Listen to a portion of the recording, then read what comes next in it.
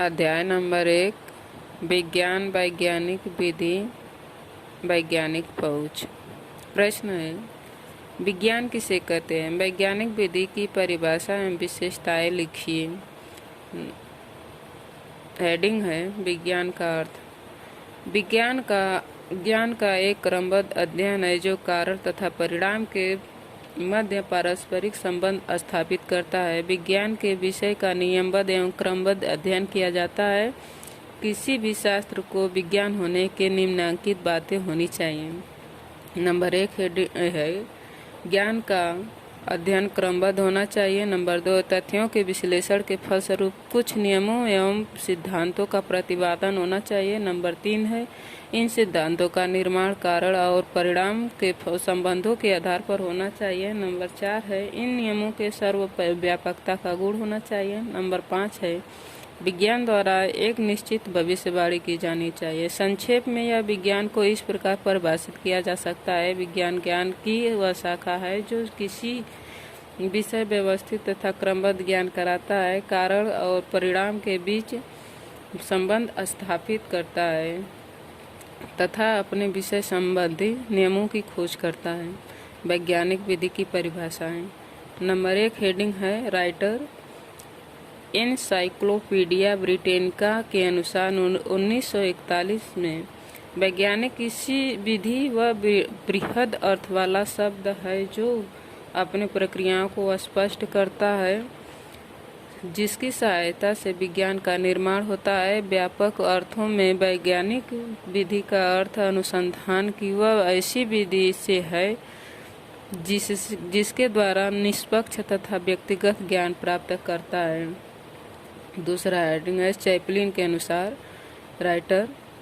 वैज्ञानिक विधि द्वारा तात्पर्य वह प्रविधियां हैं जिनका उपयोग ज्ञान की खोज में वैज्ञानिकों द्वारा किया जाता है। नंबर 3 हेडिंग है राइटर थाउलेस के अनुसार वैज्ञानिक विधि सामान्य नियमों की खोज में लक्ष्य की प्राप्ति हेतु प्रविधियों की भी एक व्यवस्था है जो विभिन्न विज्ञानों में कई बातों से भिन्न हुए होते भी वह सामान्य प्रक्रिया को बनाए रखती है। नंबर 4 हेडिंग है राइटर है लुंडबर्ग के अनुसार सामाजिक वैज्ञानिकों में यह विश्वास पुष्ट हो गया है कि उनके सम्मुख जो समस्याएं हैं उनका हल यदि होना हो तो सामाजिक घटनाओं के निष्पक्ष व व्यवस्थित निरीक्षण, सत्यापन, वर्गीकरण तथा विश्लेषण द्वारा ही होगा। इसी दृष्टिकोण को उसके अति ठोस एवं सफल रूप में मोटे तौर पर वैज्ञानिक विधि कहते हैं।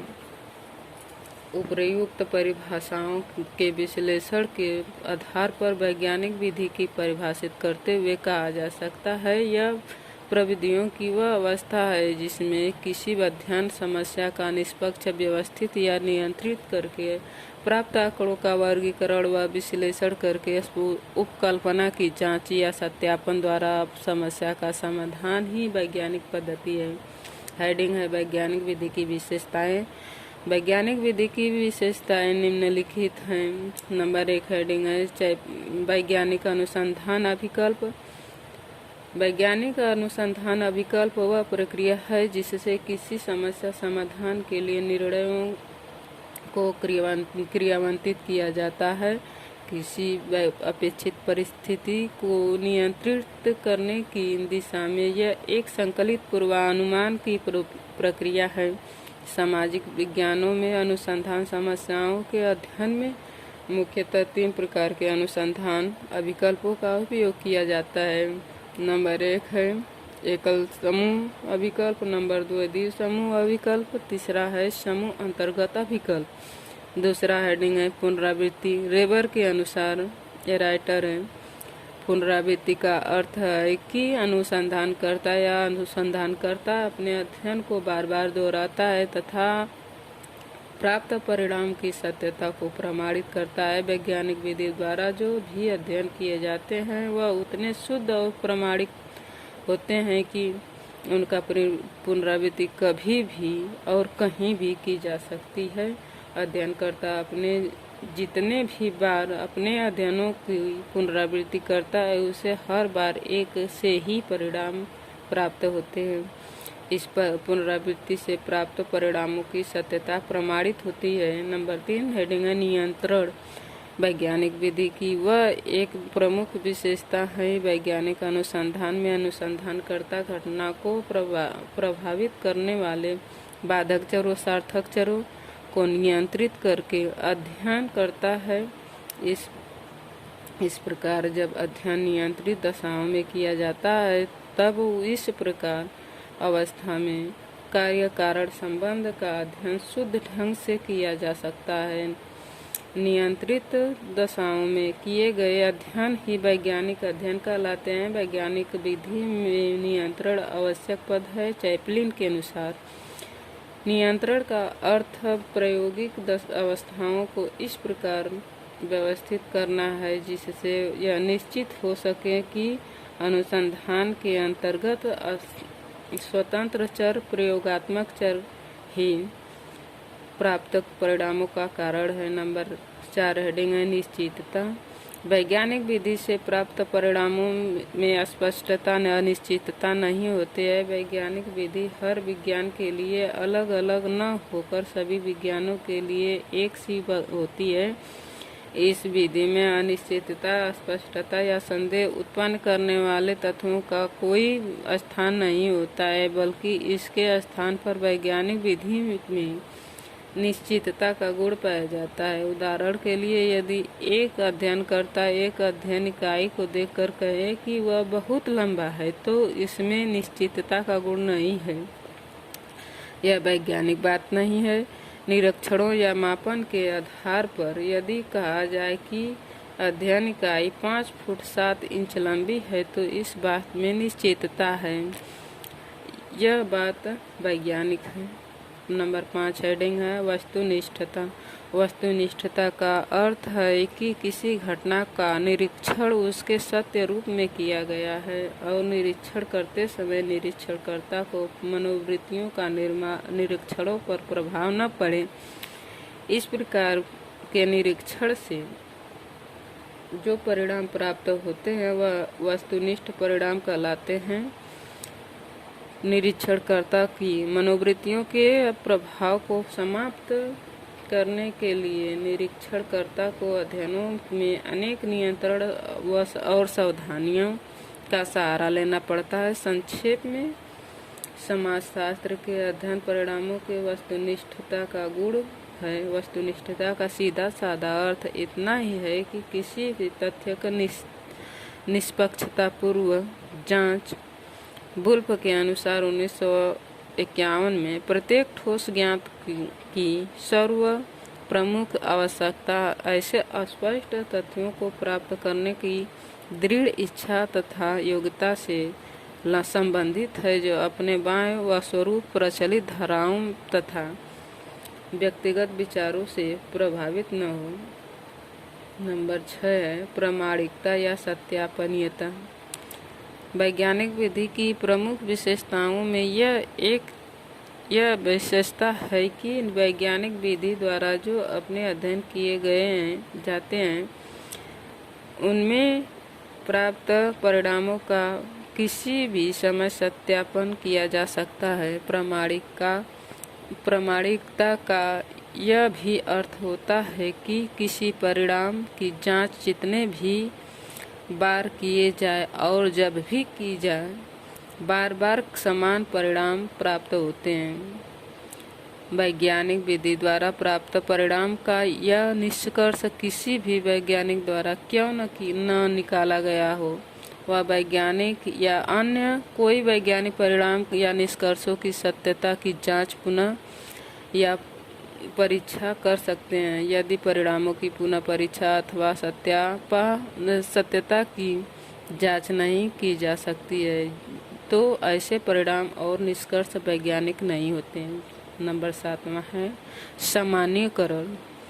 कोई भी अध्ययनकर्ता किसी समूह या समाज के सभी व्यक्तियों का अध्ययन नहीं करता है, बल्कि वह उस समाज या समूह के छोटे प्रतिदर्श चुन लेता है और इस चुने हुए प्रतिदर्श वह अपना अध्ययन संपादित करता है और अध्ययन के परिणाम या निष्कर्ष प्राप्त करता है। परिणाम या निष्कर्ष प्राप्त होने के बाद वह भी जानने का प्रयास करता है कि प्रतिदर्श के अध्ययन से प्राप्त परिणाम कहाँ तक उस समाज या समूह के लिए सही है जिस समूह या समाज के लिए प्रतिदर्श चुना गया है। उदाहरण के लिए यदि कोई अध्ययनकर्ता वैज्ञानिक विधि द्वारा 20 अपराधियों का अध्ययन करता है और उनके संबंध में कुछ परिणाम या निष्कर्ष प्राप्त होता है, तो सामान्यीकरण द्वारा अंत में वह भी जानना चाहता है कि उसके परिणाम या निष्कर्ष सभी अपराधियों के लिए सही है अथवा परिणाम और निष्कर्ष केवल उन 20 अपराधियों के लिए सही है। नंबर 8 है हेडिंग व्यवस्थित अध्ययन। वैज्ञानिक विधि वह विधि है जिसमें अनुसंधान या अध्ययन व्यवस्थित ढंग से करने पर बल दिया जाता है। वैज्ञानिक विधि की यह एक प्रमुख विशेषता है। वैज्ञानिक विधि के प्रमुख चरणों में पर अध्ययनकर्ता व्यवस्थित अध्ययनों पर बल देता है। नंबर 8 है प्रश्न वैज्ञानिक पहुंच पर संक्षिप्त टिप्पणी लिखिए। वैज्ञानिक पहुंच हेडिंग। एक विषय कितना वैज्ञानिक है जिसका निर्णय इस कसौटी द्वारा निर्धारित होता है। वह विषय की सीमा तक वैज्ञानिक पहुंच का प्रयोग अपने क्षेत्र के नियमों तथा सिद्धांतों की रचना व खोज करता है। स्पष्टतः इस मापदंड पर भौतिक विज्ञानों में होने वाले अनुसंधान प्रायः पूर्णतः वैज्ञानिक कहे जा सकते हैं और सामाजिक विज्ञानों में होने वाले अनुसंधान यदि प्रायोगिक विधि तंत्र पर आधारित नहीं है तब उनको उच्च वैज्ञानिकों स्तर पर अनुसंधान करना कठिन ही होगा। परंतु यह एक स्मरणीय तथ्य है कि एक विषय में उच्च कोटि के अनुसंधान हो सकते हैं यह परंतु आवश्यक नहीं है कि ऐसे अनुसंधान से उच्च कोटि वैज्ञानिक ज्ञान ही उपलब्ध हो।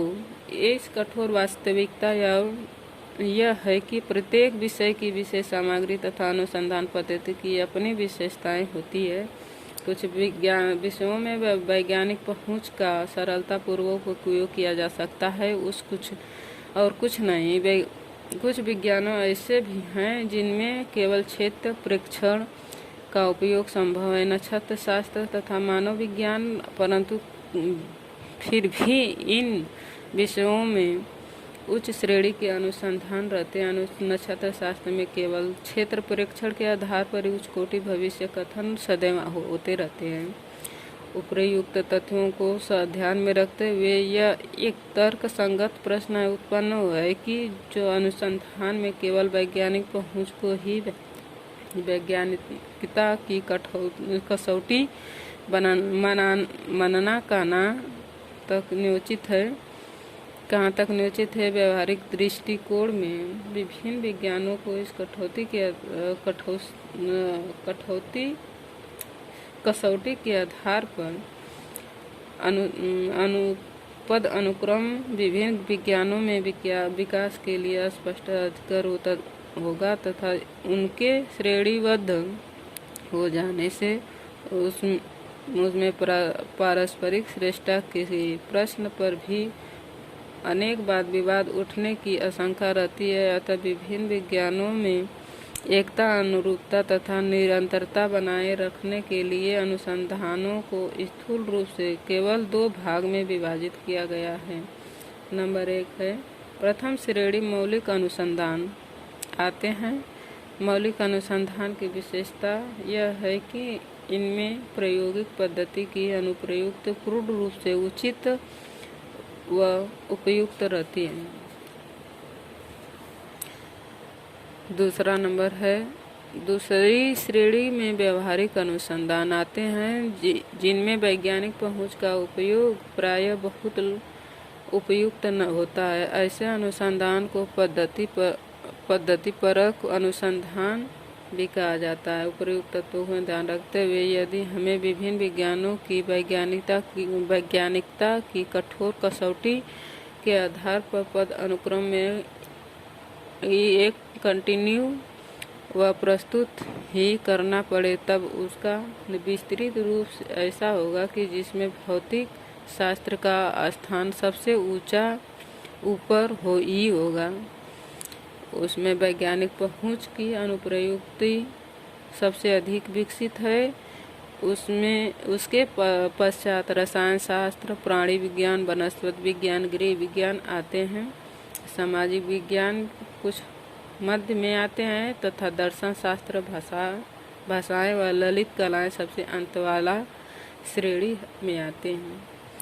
अंत में यहाँ पर यह भी कहना पड़ेगा कि एक विषय के ज्ञान भंडार में उतनी परिशुद्धता रहती है कि जितनी मात्रा में वह विषय वैज्ञानिक पहुँच का प्रयोग करता है। कठोर वैज्ञानिक पहुँच के अभाव में जो ज्ञान उपलब्ध होता है वह अर्ध वैज्ञानिक ज्ञान भी कहा जाता है, जो वैज्ञानिक ज्ञान में से भिन्न होता है।